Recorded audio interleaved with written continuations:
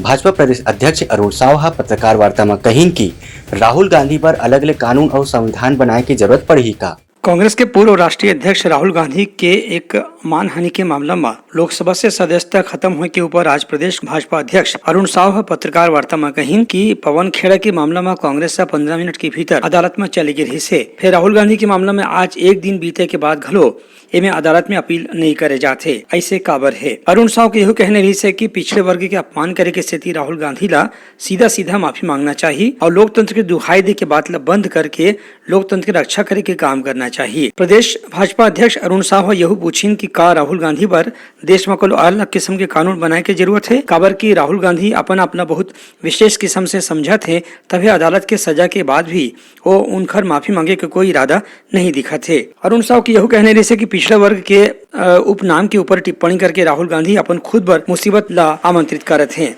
इन बीते 4 वर्षों में सजा से पूर्व अनेक अवसर उनके पास थे कि पिछड़ा वर्ग समाज से माफी मांग लेते और मामला समाप्त हो जाता, पर वो 4 साल तक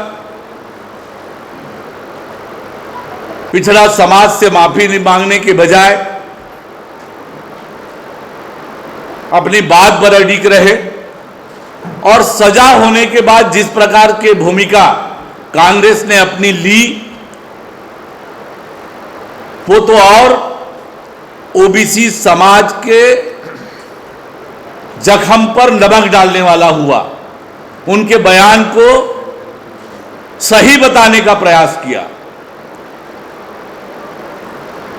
ये दुर्भाग्यजनक है। कहीं न कहीं इस सारे प्रकरण को विचार करने पर लगता है कि कांग्रेस स्वयं चाहती थी कि राहुल गांधी जी की सदस्यता समाप्त हो। पवन खेड़ा जी के मामले में 15 मिनट में आप न्यायालय पहुंच जाते हैं और इस मामले में आज तक अभी तक न्यायालय नहीं गए।